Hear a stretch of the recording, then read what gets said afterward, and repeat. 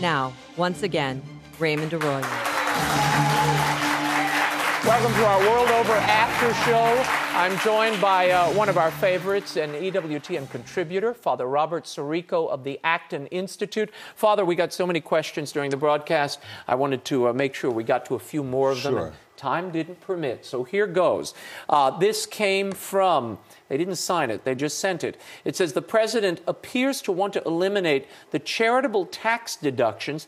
Couldn't this suppress or reduce charitable deductions in the country?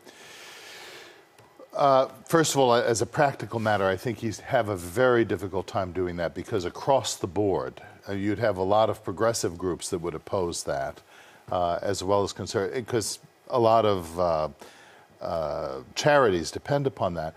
But I'm not sure. I think there would be a jolt, but I think after that, I think people would still give, because the notion of American giving, American philanthropy goes well beyond, goes back further than the tax code. Alex de Tocqueville saw it in the United States. If we had a flat tax, that's an interesting idea about removing those kinds of things. If we just had one level of taxation, I could see doing that. Ooh, the accountants' lobby would go crazy. Yeah, because they'd go out of business. Yeah, exactly, which is why it'll probably never then they happen. could get productive work. Oh, well, I didn't say that, all you accountants out there, particularly mine. I didn't say that, Ronnie. The tax code is something like a government jobs program for accountants. Here's oh boy, I'm disassociating myself from those remarks.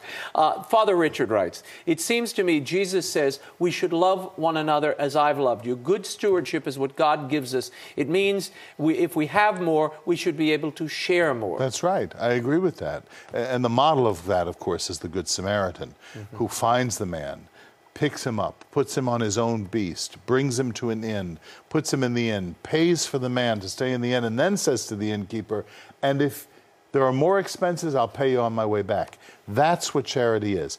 But if the Samaritan got the priest and said, you come back here and you take him, and beat him and made him take care of the Samaritan, then that wouldn't be the model of charity.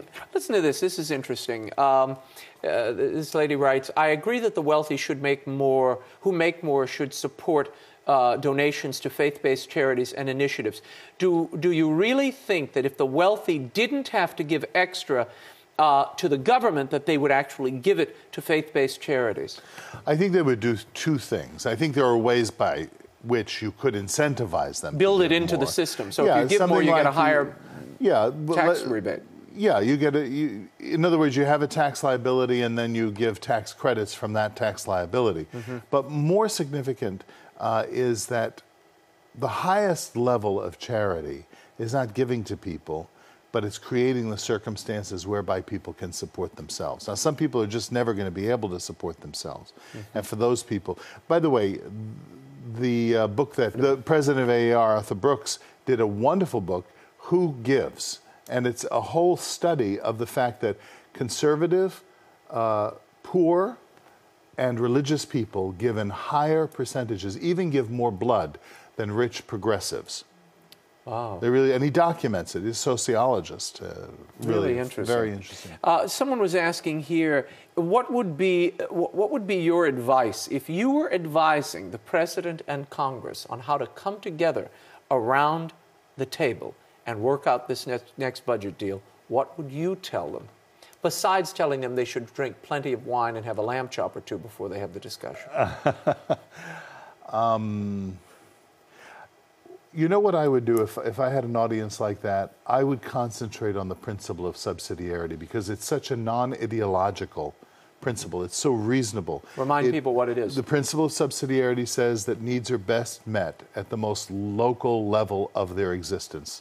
People who are most proximate to those in need have the first responsibility to respond.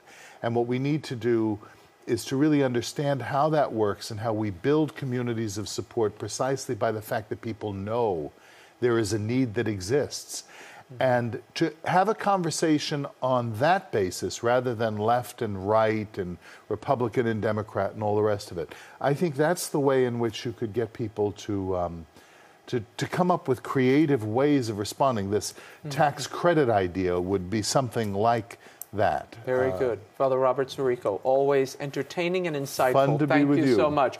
And that concludes our after show. But we have a special viewer who's watching. Take a look at this guy. This is Theophilus. This is Father's little dog, who's in, where is he? In Kalamazoo? Kalamazoo, Michigan. Look at that. He watches the show obediently. I love that. Stay tuned. We're always here each Thursday night. We premiere, and you can see all of our repeats throughout the weekend. Thanks for joining us. On behalf of Father Robert Sirico and all of us at EWTN, I'm Raymond Arroyo. Bye now.